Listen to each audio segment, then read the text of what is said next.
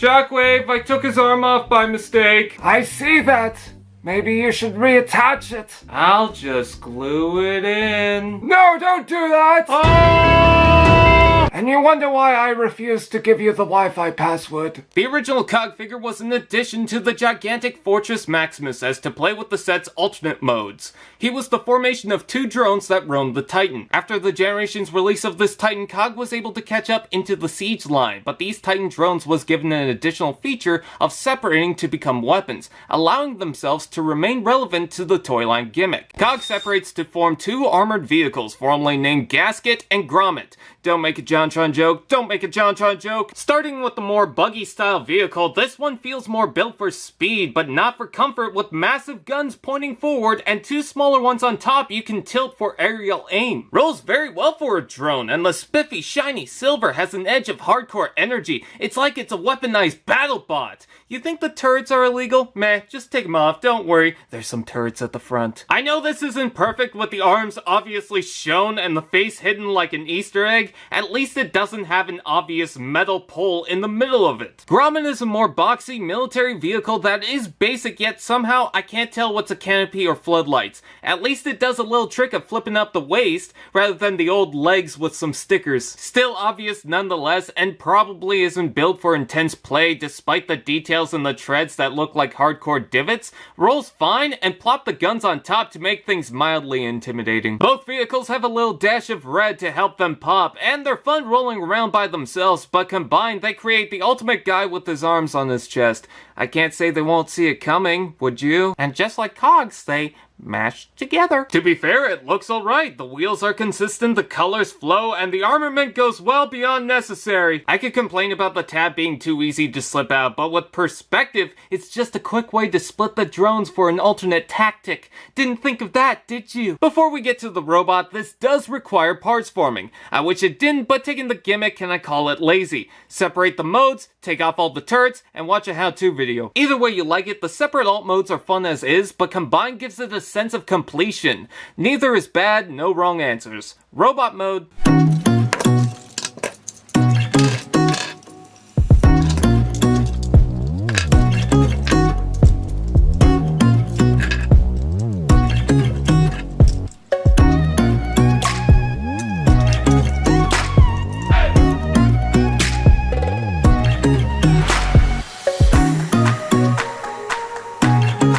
In robot mode, COG has some flair with the red and silver, but the black and blue defeats it by being a contrast of dark shades. However, it doesn't really get boring with the Seeker shoulder wheels and Ultra Magnus shoulder cannons. It's nerf!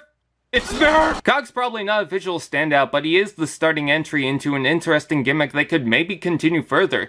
But if you don't want to separate him, you can use the pegs on the legs and use it to smash people. Colors are way better compared to his original, but I can't take him seriously with those stubby arms. Wait, is that painted detail on the feet? Holy bimbloni! Back of the head looks like a cybernetic drone with a monocle, but the front, that's just vortex, and that explains a lot. Did someone say articulation? Head rotates, arms out and in, forward and back rotation below, elbow bend, waist rotation, hips out and in, forward and back rotation below, knee bend, and foot tilt. Posability is fine, improved by the incredible foot tilt for the full Van Dang.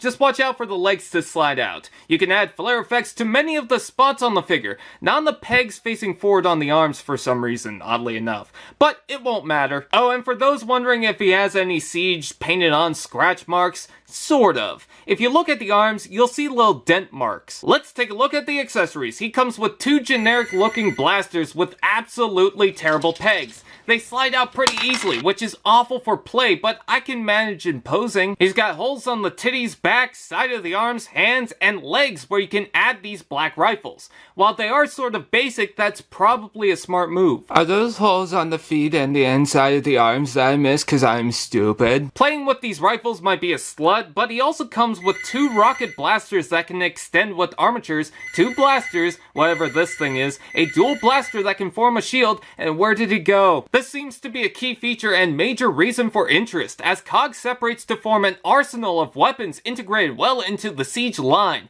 You could also combine them in different ways, hell, even buy multiple to make an unholy beast. Grab a working Siege figure or anything with a port that will comply, and you can arm them how you like. Opening the instructions shows you a few suggestions, including the defensive loadout. This gives the figure shoulder cannons where the mini turrets can adjust, as well as the entire thing on the hip joints, and thanks to the shoulders, the turrets themselves. Also some boots to take on those pesky Voyagers, rifles that should be on the side, but the pegs suck, so that's not happening, and a shield with a face staring back asking why. Also shown is offensive loadout. This has the chest reconfigured into a blaster, and holy bamboli, that's a lot of firepower!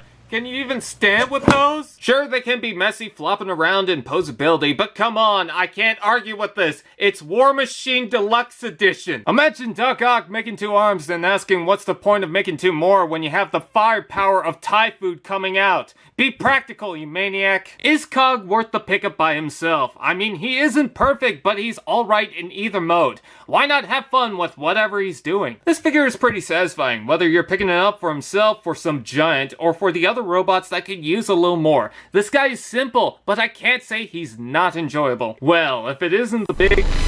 Did you think I'd forgotten the way you treated me? No. I am a hunter, and it is my profession. And I will track you to wherever you're hiding. Do not forget who I am.